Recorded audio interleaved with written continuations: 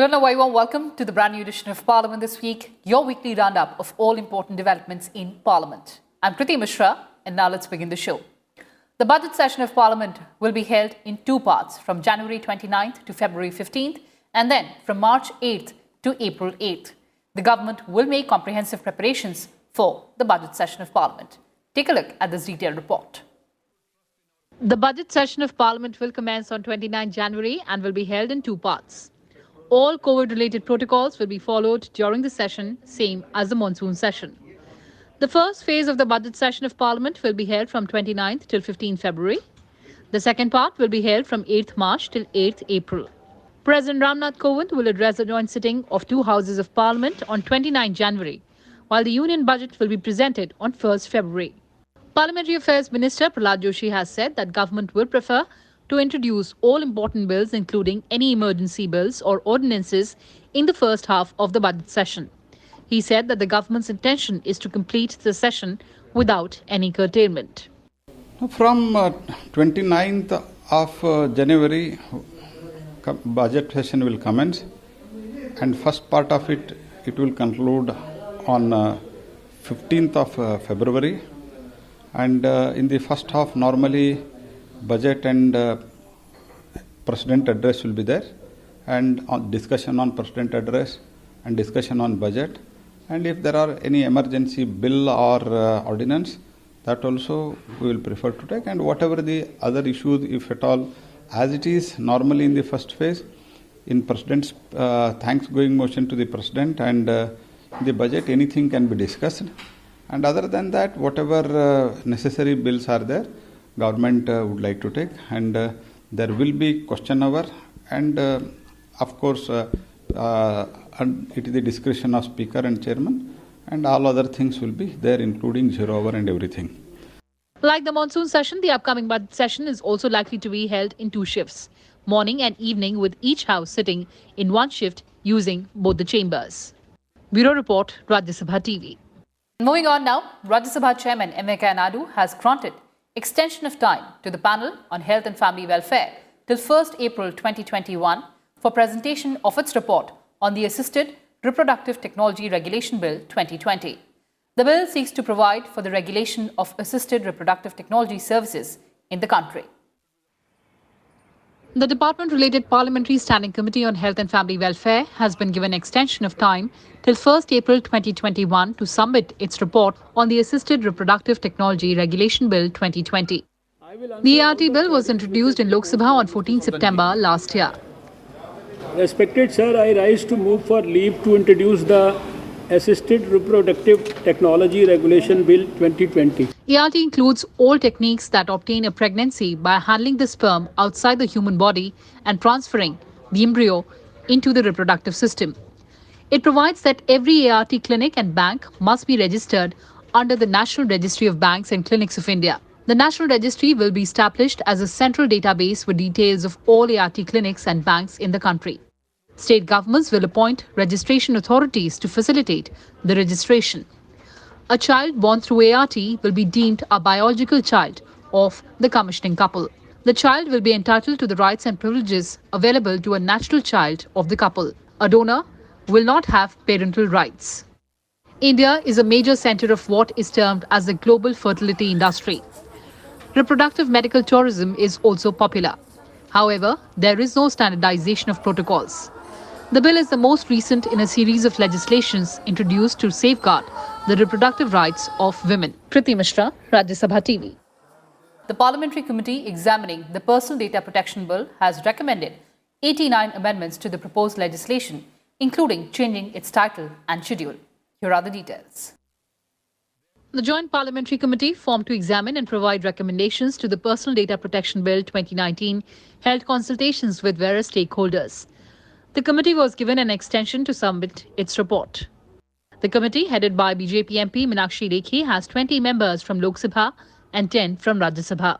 The Personal Data Protection Bill 2019 was introduced in Lok Sabha by Union Minister Ravi Shankar Prasad on December 11, 2019.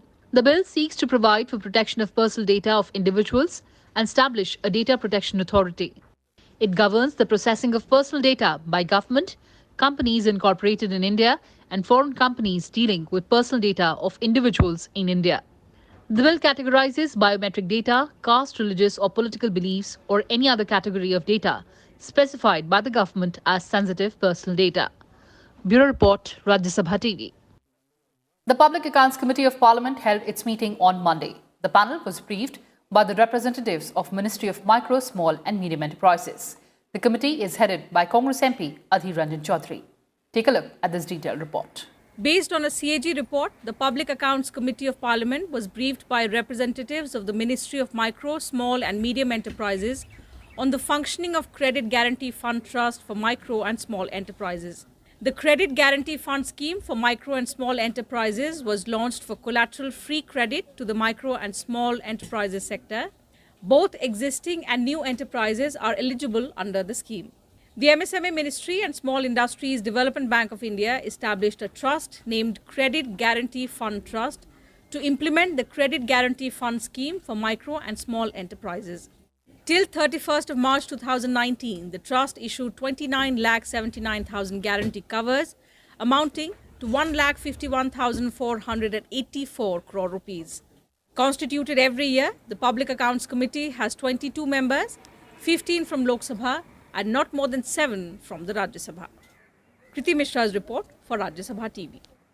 And the Parliamentary Committee on Public Undertakings met on Thursday. The panel is headed by Lok Sabha MP Meenakshi Lekhi. On the agenda was consideration and adoption of draft reports on Airports Authority of India, Central Coalfields Limited, Food Corporation of India, Hindustan Antibiotics Limited. It also considered the action taken reports on the panel's recommendations by the government on financing of renewable energy projects by Indian Renewable Energy Development Agency and public undertakings on review of loss-making CPSUs. Bureau Report, Rajya Sabha TV. And the Supreme Court's go-ahead to the Central Vista revamp project clears the way for a new Parliament building. Speaking exclusively to Rajya Sabha Television, Housing and Urban Affairs Minister Hardeep Singh Puri said that the government will soon unveil a website on Central Vista plans and designs. He also exuded confidence that the new Parliament building will be ready in August 2022. Here's a detailed report. In an exclusive conversation with Rajya Sabha Television, Housing and Urban Affairs Minister Hardeep Singh Puri said that the new Parliament building will be a landmark opportunity to build People's Parliament for the first time after independence. Puri asserted that the new Parliament redevelopment plan will showcase an amalgamation of futuristic e-governance measures to strengthen democracy.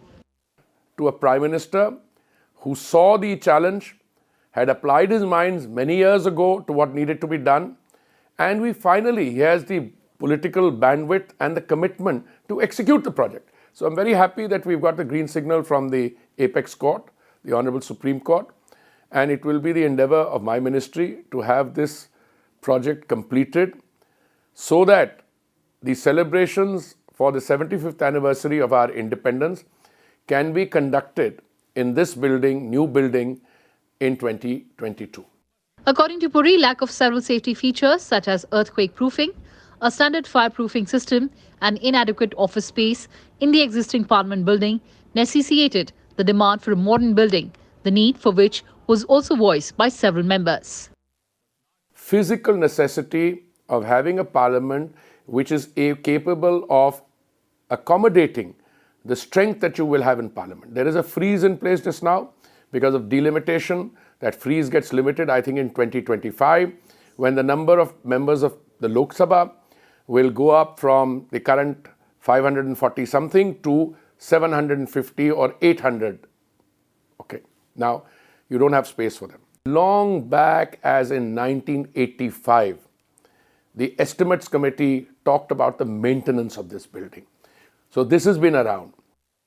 He also said that the two presiding officers of Parliament will decide on the use of the existing Parliament building. The construction of the new Parliament building will utilize resource-efficient green technology, promote environment-friendly practices, generate employment opportunities and contribute towards economic revitalization. Kriti Mishra, Rajya Sabha TV. And that's all we had for you in this edition of Parliament this week. Thanks for watching and stay tuned to Rajya Sabha TV.